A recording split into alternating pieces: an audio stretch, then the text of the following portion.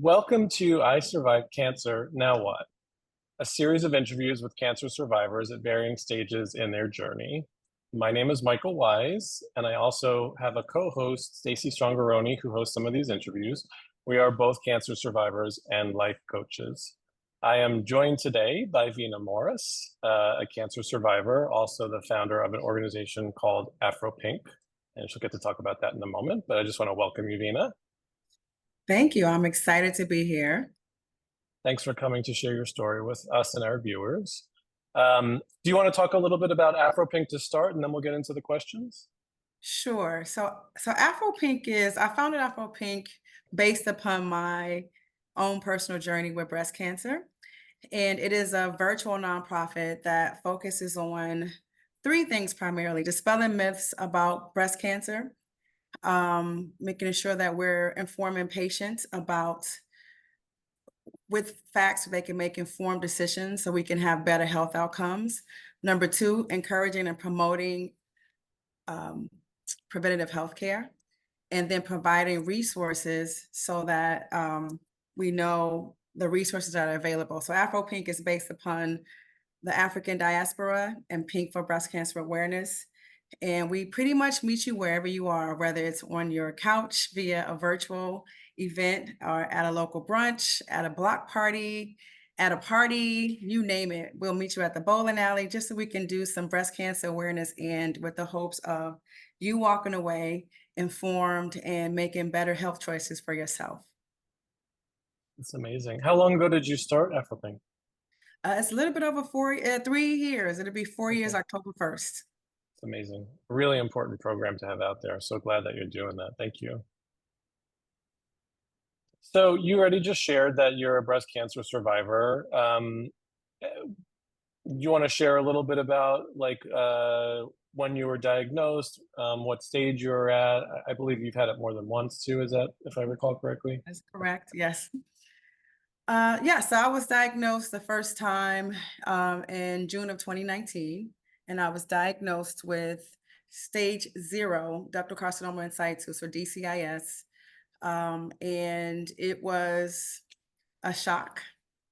It was something that I wasn't anticipating on my 10th mammogram.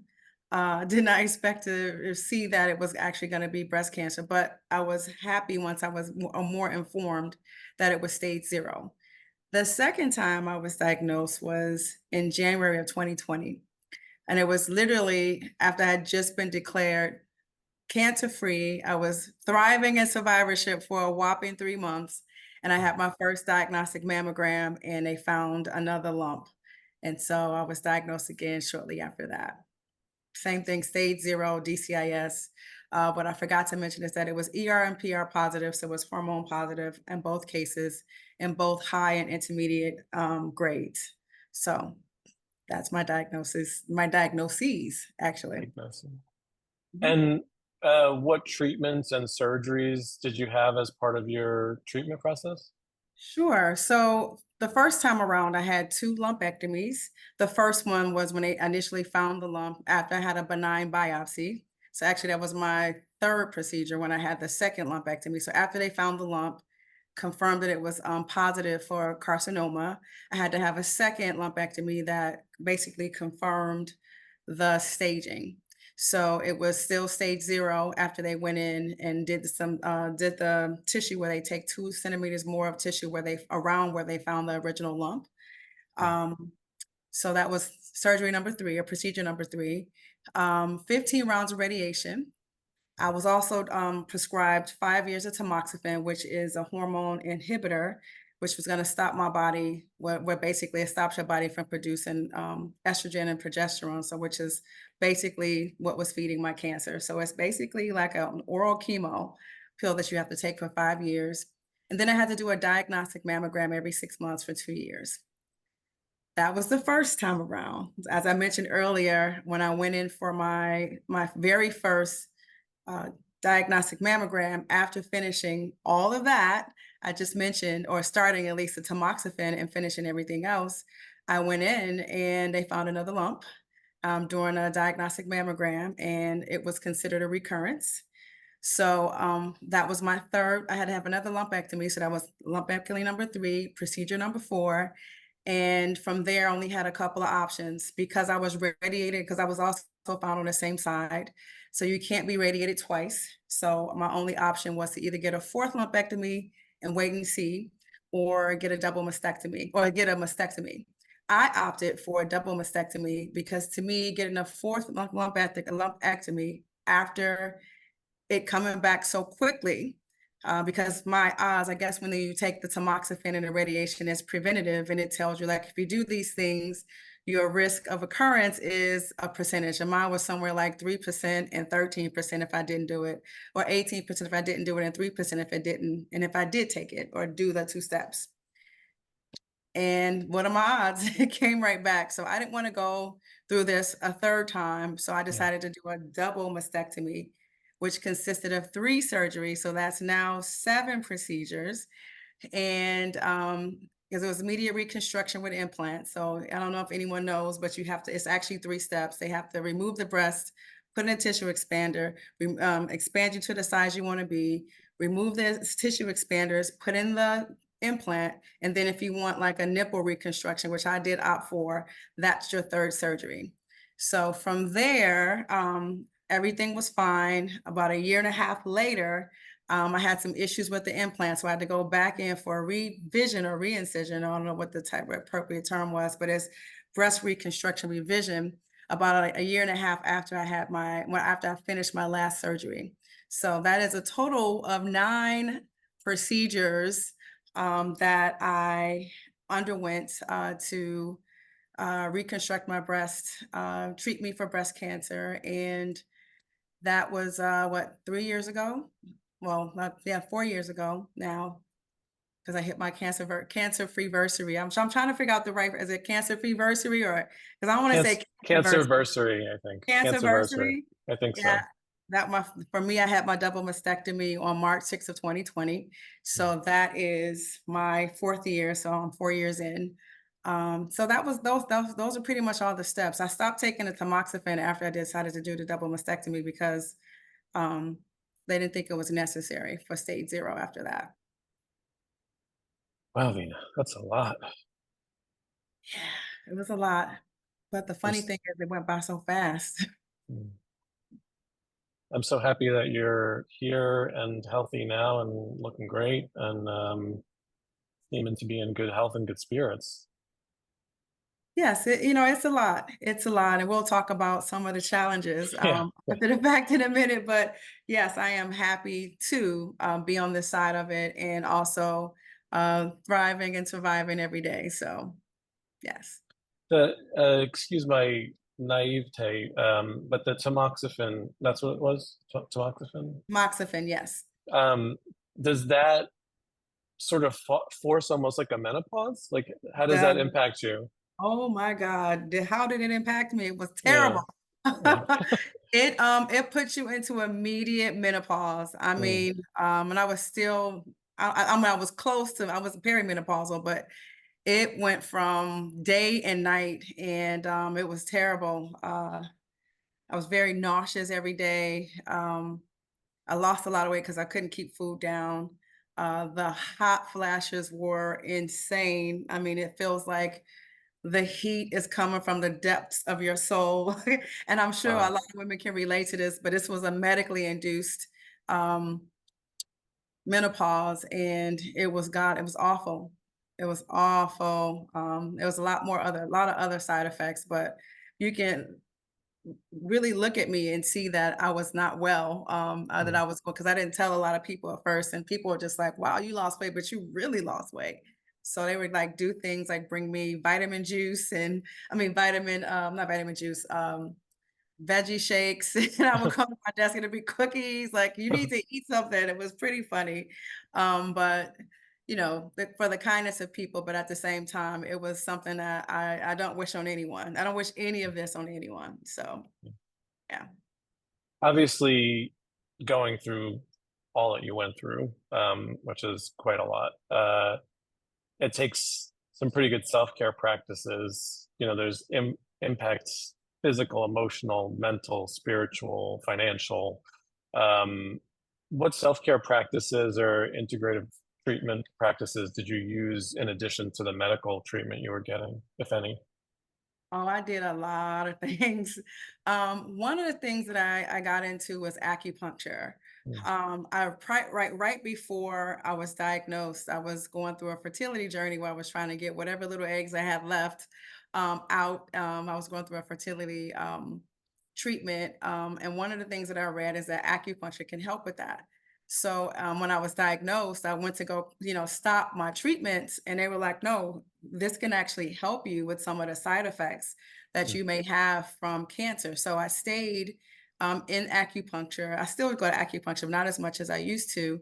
One of the other things that I started to do was run. I used to be a runner years ago, and when I was well in between my surgeries, it seems like I was in surgery every 12 weeks for a while. I started running again. I taught myself how to run. The good thing was, I shouldn't say the good thing, but one of the advantages of the pandemic is that there was no one on the streets. And so it was mm. really quiet. And it was like no cars. So I spent that time running because I don't know if I had my double mastectomy during like right before we went into lockdown. So literally I was Wow. still in treatment, still stitches, still the tubes that you have to wear, the bulbs, the drains that you have to wear, still in the middle of that when the world shut down. So one of the ways that I started to go for walks when I was able to walk, but running, I found it to be therapeutic. It gave me something to concentrate on. It gave me something to build up to because all of the gyms were closed.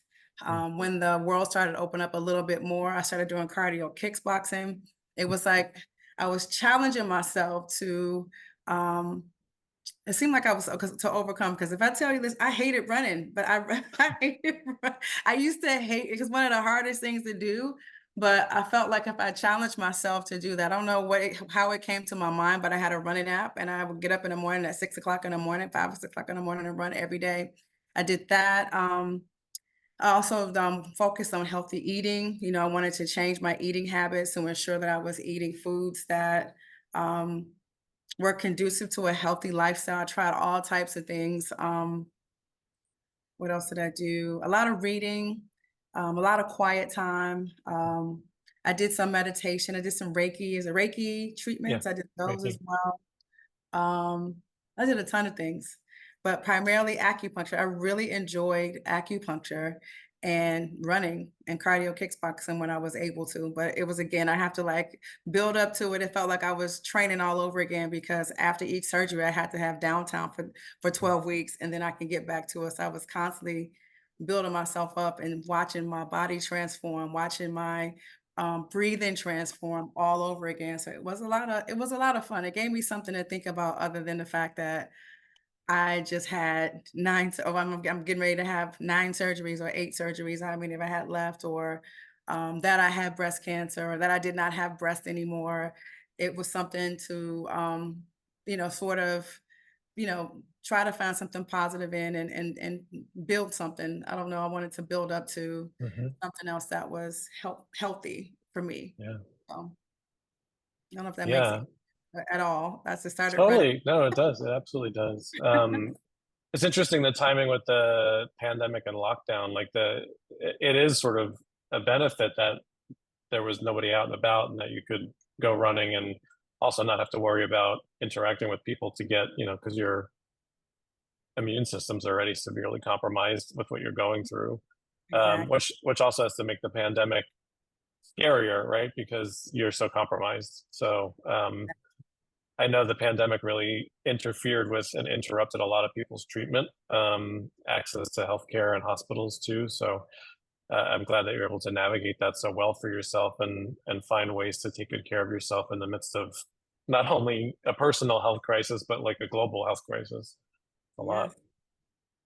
Yes. Um, in the first couple of years, so part of why we're doing this series of interviews is to talk about the um, long-term needs, support needs of survivors.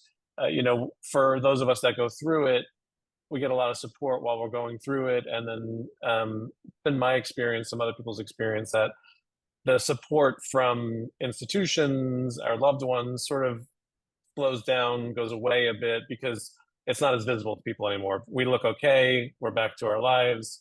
Um, and there are needs that still are present, even if the acute needs are not there anymore. So, what were things that friends or family did in the kind of immediate couple of years after you were, clear that were super supportive to you, if you recall anything? Well, the one thing that the biggest thing that I recall is my mother being here with me. So she got locked in. So she came, my whole family came for the surgery.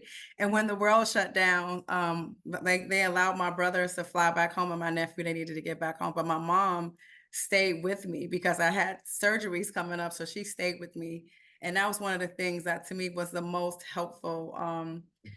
People see me as this person that can do everything, and I think I can do everything too, but there was one of the times when I really needed help. Like I couldn't even so I mentioned that when I could walk again, like learning how to walk, like you didn't think that it would impact you because what happens with the bulbs and the drains, like my arms would do something weird when I was walking. It wasn't that I couldn't walk, it was just awkward at first. Mhm. So my mom being there with me, and us navigating the pandemic together, though it was extremely scary. She was there with me, and she helped me through it all. Um, then when I was able, when we were going outside, my friends would to meet me and we would go for walks together. That was something that was incredibly supportive. When the world started opening up and we started to get vaccines, we started to do a sleepovers. Like we would go to like the Poconos Yes. and we would rent a place and we'll just go to each other's places and we just have, or my friend had a sister who lived further in New Jersey, like down in Trenton, and she had a pool and a hot tub. And so we would just go there and cook and drink and dance. Well, I couldn't really drink, but drink, dance, Yeah. have fun. And we would just make the best out of it. And then, lots of video calls because it was Zoom, Zoom Central. Lots of video. What was it? Blue jeans was something else, or something else that we used to use. Jeans, blue jeans. I can't remember, but it was another tool that we use that doesn't seem to be around as much. Stoop parties. We would have stoop parties. We would sit on a party, and it'd be multiple people having parties on a stoop, and we would just go from keep our distance, but we had a great time. But all in all, my friends just having grace and understanding that yes, I'm brave. Yes, I'm strong, whatever. But at the same time, I'm still someone that just recently, whose life has changed in a very significant way. Those little things, the phone calls, the texting, the walking, um, the sleepovers were all things that were very helpful and supportive for me to just find some other. We were all trying to find a sense of normalcy again, but it was Yeah. really, you know, I was trying to find just another way of getting back to some sense of reality or my previous life, but also not just from a pandemic standpoint, but just from a woman perspective. Like my breasts had been cut off, and it impacted me in ways that I never thought it would. Because when I first went in, I was like, oh, it should be okay. But then later on, I was like, wait a minute, But so all of those things were very, very, very helpful. So. Yeah, I would take Yeah. drives down to DC. We would have a good time. It Yeah. sounds like you had a lot of community around you, Mhm. which seemed to really help your recovery and your spirits. And I Mhm. think I think that obviously different cancers impact our bodies in different ways, but I think the ways our bodies change because of cancer, your relationship to your body changes pretty dramatically depending on what surgeries you have, what gets removed, what scars remain. There's a lot that kind of changes in terms of our body and the relationship to it. And as you said, obviously for women, uh, losing your breast is a very significant change in your body. Um, so I'm glad that you had so much support to rally around you when you were in that place. Um, it's a few years out. What, if anything, are you still struggling with, and what needs do you have as a survivor at this point in your journey? Well, so one of the things, I think I had a PET scan or a CT scan or something that discovered 5 other places Oh, wow. that need to be watched as a result of my breast cancer journey. So one of the things is every year I have to get, in addition to my breast checkups, I have to now go for 5 other tests every year. And that scanxiety is real. It is something that I know it's a term that's in the cancer community, but it is something that is real because every year I'm like almost like stressed out because I'm like, it's almost time for me to get these scans. And I have to go for colon, pelvic, thyroid, skin, and lung. And Wow. so the two things that are scariest is the colon, because I have to go every year for colon, and then my thyroid, because those are the two that have that's different every year. So it's like, oh my God, where, so that's one of those things that, I I still am, nervous about. Like we go in every year and hoping that maybe we can skip this year and come back next year, but because they find something every year, still cancer free, but still under surveillance for the unforeseeable future. So Mhm. those are the things that are scary for me, especially like when it comes to my colon and my pelvic exam. Not, I'm sorry, my thyroid scans, but also the things that come along with it, with your colon. Like I had to change my diet again, and no more meat. So I can eat chicken and fish and poultry, but no red meat. So I had to give that up again. So that's something that's changed. And now because of the last scan, I have to like change it even more. So I'm moving slowly towards becoming a vegetarian or a vegan because my colon scans are coming up with differences every year. Nothing that, Mm, still on surveillance, still cancer free, but I have to get a colonoscopy every year. So it's one of those things that's kind of scary. mm, So that plus I suffered from body dysmorphia. Of my body is significantly different since I've had my breast removed, and I started to like really suffer from like being super self-conscious. Like I didn't want to take pictures. I don't mm, My friends were just like, if it's time for me to do anything, I would change clothes 15 times before I walk out the door. And it just got to a point where they were like, you need to get therapy. And I was like, you're right. I forgot to mention that I got a therapist in my self-care. So I had to get a therapist, which recently I did a photo shoot, and I'm finally getting to a point where I'm a lot better. It's been 4 years since the surgery. Doing a lot better, but that was something that was a lot for me. It was just seeing myself like in a way that I never had before. And it's just not seeing lacking what I saw, but mhm. also incredibly grateful that I made the decision that I made. So there were no regrets. I understood where I made it, but at the same time, I'm just like, now I have to like navigate these feelings I have when I'm out in public or whatever the case, when I'm getting dressed or whatever the case may be. So I'm in a much better place than I was the first couple of years because I did go out and seek the help that's necessary. Um, so that's that. Menopause. The menopause started. I had a brief reprieve, like a brief moment where I can breathe a little bit, not have hot flashes, and it came right back. So I'm back there again. So, but I can say that the medically induced one versus the natural versions of menopause are quite different. It felt like Mm, the one that was medically induced was on steroids. The one that I'm in now, the version of the menopause that I'm in right now doesn't seem to be as bad, but I say that it's bad, but it's not as bad as it was when I was on that medication.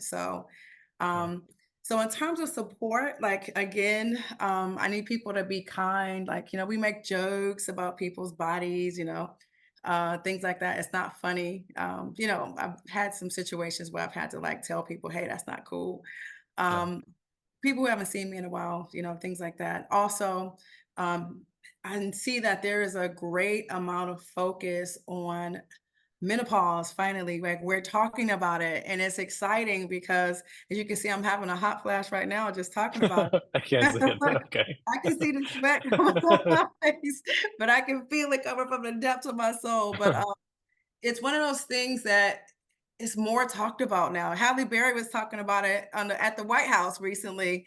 Mm, So it's very interesting that, and I'm happy for it because I want to also make sure that because when I'm meeting other women who are unfortunately suffering or going through the any type of chemo, they all seem to be in menopause, no matter what age they're in. So it's really good that there are it's great that there's attention now. There are books, there are medications, there are doctors talking about it every single day. If you follow the right doctors on Instagram or TikTok or wherever, you'll see that they are giving you tips that you can navigate and the things that you can say, and finding doctors that are now focused on providing support for women in menopause.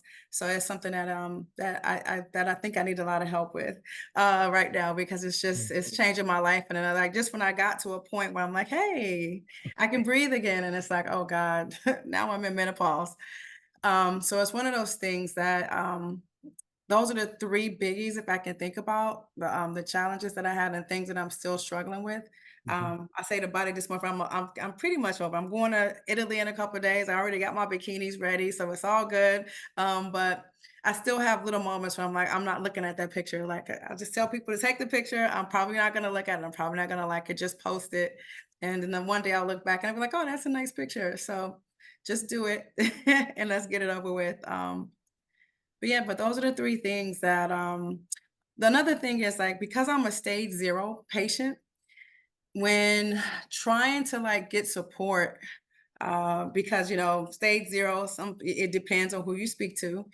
They Mhm. feel like it's not. I heard someone say that's not a proper cancer. And I hear them say that's pre-cancer or whatever the case may be. But my test results said carcinoma, positive for carcinoma. It's cancer. So I feel like I have to like defend myself. Mm. When I talk to people who may have had like a different stage, or they know someone who had a different stage, and it's like, hello, people.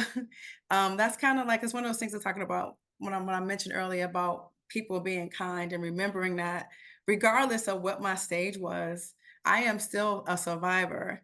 I still am sensitive to and triggered, potentially triggered by, other people who are, when I'm hearing stories or the case, Mhm. or hearing someone, try to make it seem like my cancer wasn't necessarily proper. I can't even believe I'm saying it out loud, but it has been a couple of situations where folks are like, "Oh, it was just stage 0." Okay. I don't wish this on no one. I don't want anyone to have um, any type of cancer diagnosis, because it changes your life from that point forward. Mhm. So I don't want this on anyone. But if you should get diagnosed with any type of cancer, I pray that it's stage 0, because you'll have the highest prognosis of surviving it, unless it's one of those that's incurable. So, or just that's term that like I think it's multiple myeloma. It's They don't have a cure for it. They can manage it though. Mhm. So some things like that. So it's not necessarily that I struggle with it, but I find myself correcting people, saying, wait a Mhm. minute, it may have been stage 0, but in my test results said carcinoma, I did have cancer. So I know that's a strange thing to say, but it's No. unfortunate. I have come across it quite a bit, believe it or not. No, I think it's pretty common, unfortunately. You just shared so much that's so important. Thank you for your vulnerability and your openness.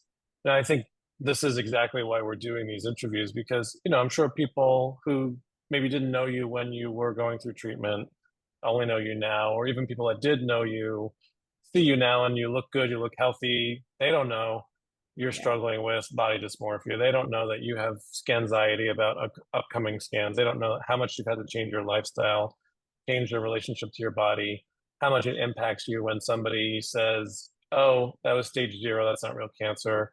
Like, this is a reality. A couple of years post survival, that you're navigating. You're, been through medically induced menopause, now actual menopause. So many ripples to this that are real and go on and on and on, and probably many of them will continue to go on. And your last point about the, like, that's not real cancer. There's such an interesting, both from like medical and then from other people.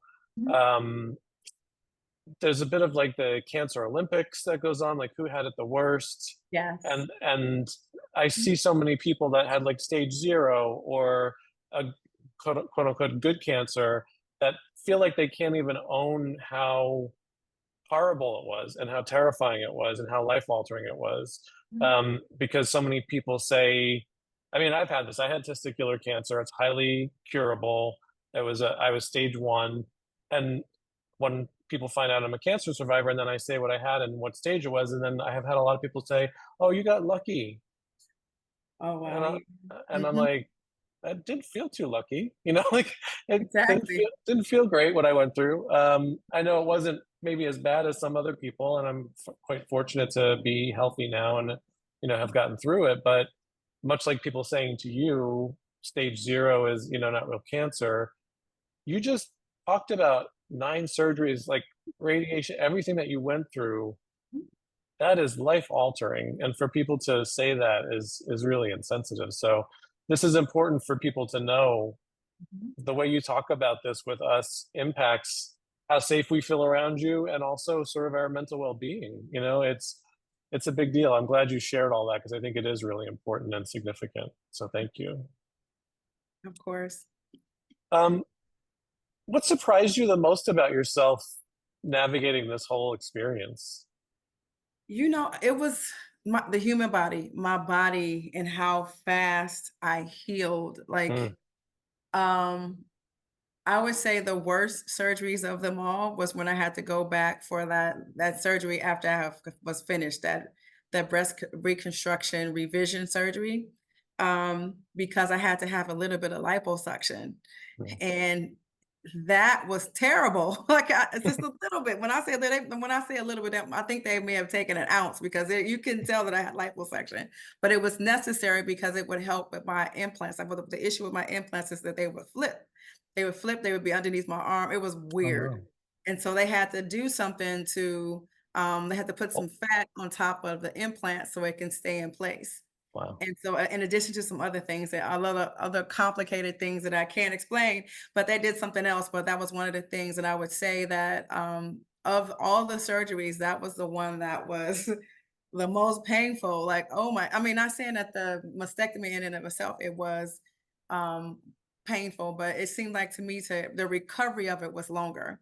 Whereas, I went back to work a week earlier than planned because I healed so well, from not heal, but my healing process was moving faster than they expected. And one of the things I want to say that I attributed that to is that I had made a shift in my mind that, I took we did a integrative and medical process where I met with the therapist. We did meditation where we had positive thoughts. We envisioned, the outcome. I don't know if that was what it was, because the day of my surgery, that surgery in particular, I got my hair done, I got my nails done. If I could have got my makeup done, I would have got my makeup done. Like, I was in good spirits, and because I had reconciled with the fact that this is what needs to happen to save my life, and I was already knew that I was cancer free as of January 6th. But I went in with a different mindset. So that was another thing. It's like really like how I embraced the whole thing, um, how fast my body healed, with the exception of that ninth surgery. I don't know if my body was just like, come on, like what's with all of these surgeries? Like, stop cutting and going on underneath the anesthesia. I don't know what it was, but that was the thing that was most surprising, that to see how amazing the human body is, and if you take care of it, and coming from a healthy place, as I was already on a health journey prior to my surgeries, then also my mindset, I think, helped too. Because I just kind of accepted it. It was like, this is what it is. There were no tears. Like, my doctor was so surprised. She was ready. She was ready because when they first told me I had breast cancer, I was a wreck. But the second time around, I was like, "Do whatever you need to do. I'm not going through this again." So she was ready. She was like, "I see you have pink's my favorite color before the breast cancer, but I wear pink." I started wearing a lot more pink, and incorporated it into my life because I just love it anyway. That was one thing that was, but those are the things that was the most surprising. Like, the Mm, last surgery was worse than the main surgery, and how fast I healed. And then me running. I never thought I would run again unless I was trying to save my life, but literally trying to save my life, but running again and watching myself being able to run throughout this whole process, and then learning how to kickbox. Like, when I first went into that gym, I was like, there is no way. I saw all of the bags. I'm like, there's no way I can do this. And well, sure as the sky's blue. I went in there and I conquered it, and I was one of the highest scoring. Like it was like a little you where it would tell you like where you ranked as Mhm. in relation to other people. I was like one of the top people, like top three, because it's something I didn't think I can do it, and I did it. So because my body was healing and it was changing in so many ways. So those were the things that were so surprising to me. Um, Obviously, you created Afro Pink partially in response to your own journey. Um, what support services would you like to see created or offered to long-term survivors that you don't think currently exists? I feel like there's not much out there. There isn't a lot out there. It seems like, and again, I could be wrong, maybe I just haven't discovered it yet, but in my Afro Pink and my breast cancer awareness work, I do get exposed to a lot. Um, it seems like the focus is you get screened, you're diagnosed, you're treated, you're cured, I guess, and now you're pushed back into, and now they're done with you. You go into your surveillance where you're going every 6 months. But once you get to that 2 year mark, it's like, all right, see you later. And it's like, but I have questions. Like I have pains here. I found a lump one day, and let me tell you something. I called my doctor immediately, and they were just like, oh, it's probably just fat.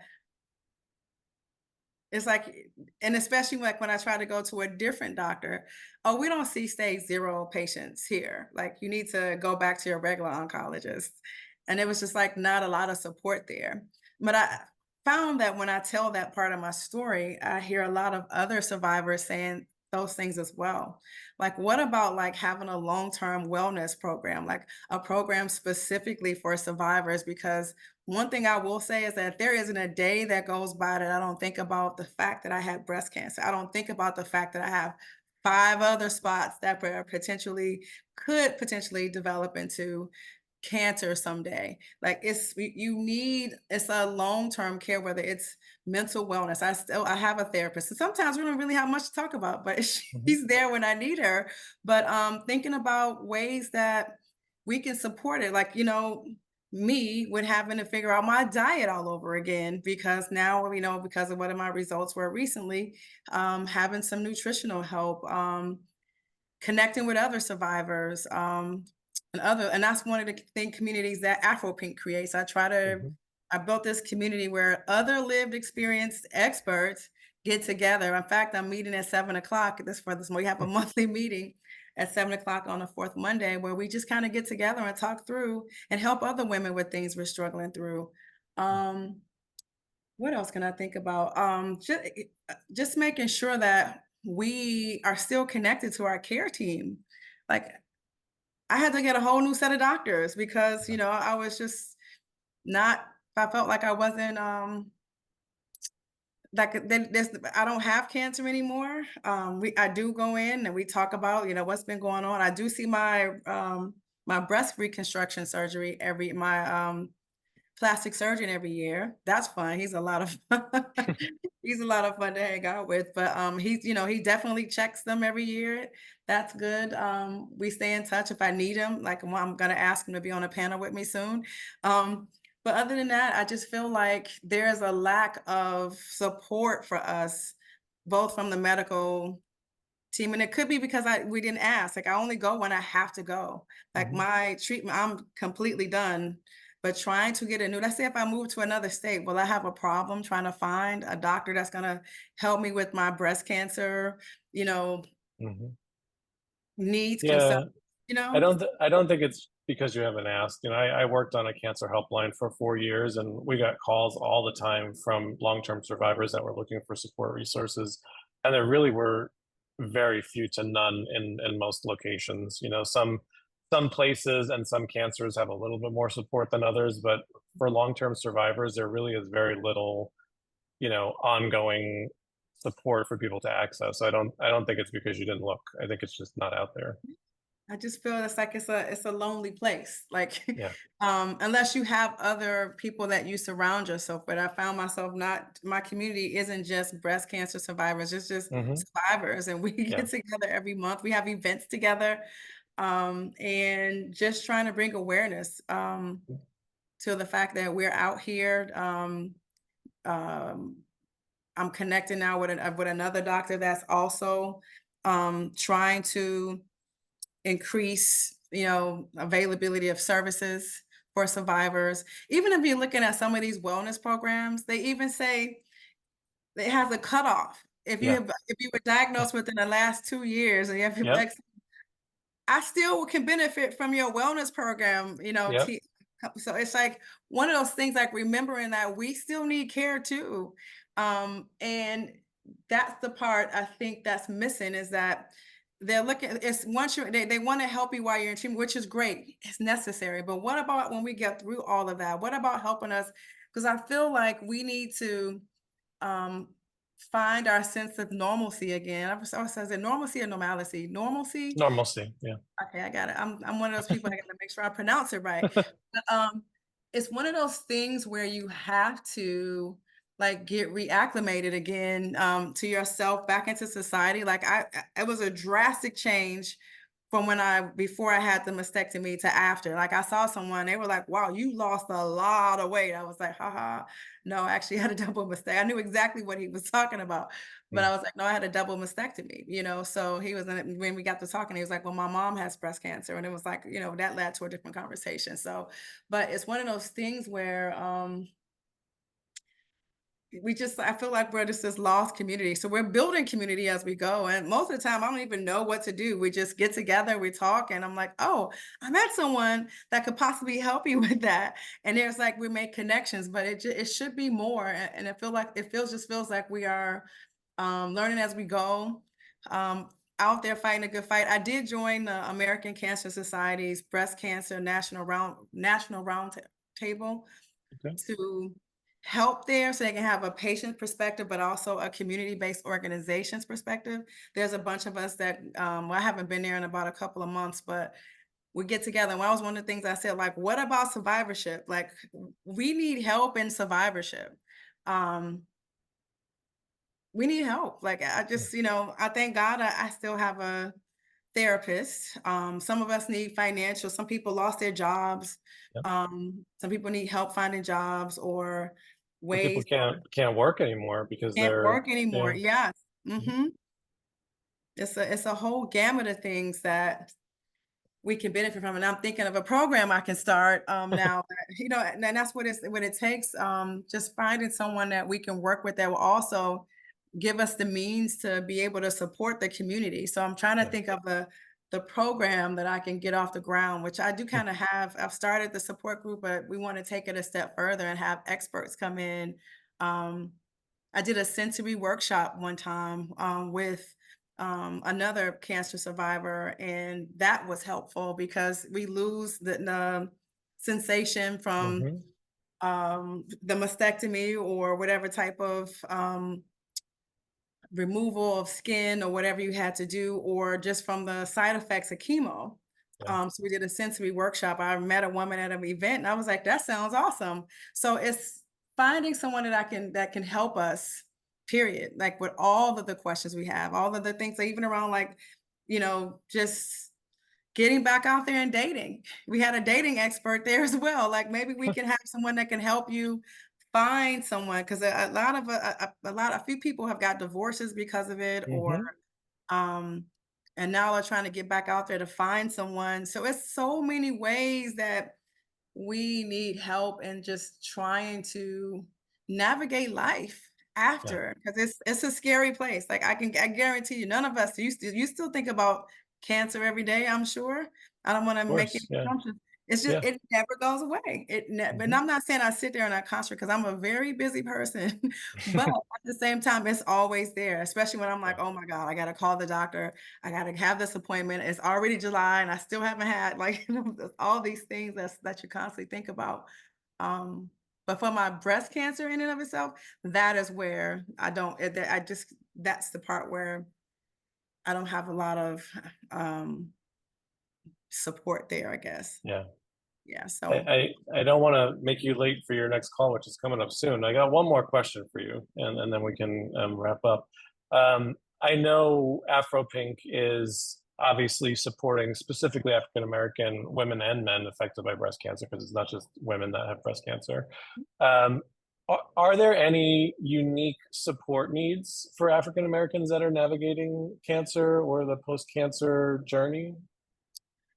Well, unique in terms of, so we are diagnosed, it appears that we are diagnosed at later stages because we don't go to the doctor when we first find a lump, or there's a lack of access to the place, or you don't know what to do, or you believe something that you shouldn't believe and you're making decisions off that. Um, so for us, so if I think about the stories that I hear from people that look like me, is one is a fear factor. So people don't want to know sometimes. They just didn't go to the doctor because they didn't think it was that serious, or they didn't really realize that, breast cancer. I think now more women are starting to see, Black women are starting to see that breast cancer doesn't discriminate because more and more Black women are coming forward and telling their stories. So in terms of like unique needs, it's just all about getting screened and getting a genetic test. And because a genetic test can tell you if you carry the gene mutations for the cancers that they can test for today, but it Yeah. can start the conversation to kind of help you navigate. And it's just access to means. I have a friend who lives in Atlanta who had a abnormal mammogram and didn't want to go back to the doctor for two reasons. One, she was afraid, but she just said too much going on. She didn't want to think about it. But the main reason why she didn't want to go back is because it was 30 miles away from where she lived. So, it's a multitude of things that could be impacting us in our rates. But at the same time, when I think about unique needs, it's just about having access to the information and making sure that, when cancer of any type is being discussed, it's coming from a more diverse perspective. And you see that it can too impact you as a Black person, because I don't know where we get these sayings from, is that, oh, that's a Black person's disease. No, it can be any person's disease. It doesn't matter. It doesn't have like a discriminatory type of thing. But it's just one of those things that we have to do. We have to start educating ourselves more, and seeing that that it doesn't have to be a death sentence if you can get diagnosed as early as possible. But needs, when I think about specific needs, it all comes back around to education and being informed. Yeah, I mean, we could do a whole other call on inequity of our health system and what Yeah. the impacts of that. And, even just naming that, not for cancer, but for almost all medical conditions, Yeah. Black women are the least believed in terms of their symptoms and being taken seriously, which Exactly. leads to a whole lot of avoidance and late diagnoses and all other kind of problems. So Mhm. everything that you said is so important. Yeah. You said something else, being believed, like taken Mhm. seriously. That was another thing because yeah, we tell them about our aches and pains. They're like, that's nothing. So Yeah. advocating for ourselves as well. Vina, anything that you didn't get to share that you want people to know before we say goodbye? You've shared so much. I really appreciate it. Oh, no problem. No, just be kind. We don't look like what we went through or what we're going through, and that's to Mhm. anyone. You don't have to have been diagnosed and overcame cancer or any type of illness, but you don't know what people are going through. So have some grace. Understand that, somebody may be having a bad day because they just got diagnosed with breast cancer or testicular cancer. That was Mhm. certainly my case. I was devastated. I couldn't even concentrate that day. Like, wait a minute, what's happening? So it's one of those things where you just have to remember to lead with kindness and just think for a moment and give people grace, because you never know where they are in life. But this was great. It was an honor to be here. And it was a pleasure meeting you. And let's stay in touch. Thank you so much for your openness and your honesty and vulnerability. It's going to help people. A lot of why we're doing this is to expose some of the stuff that you shared today about what's going on in the background that people might not be able to see just by looking at us. Mhm. years after the fact. So I'm hoping that if other survivors see this, other people in their beginning stages of their journey, they can learn some good ways to take care of themselves and how to connect to community, and learning about your program is also really important. So thank you so much, Vina. It's been a joy to get to talk with you. Thank you for having me. This was amazing. Thank you so much. Thanks.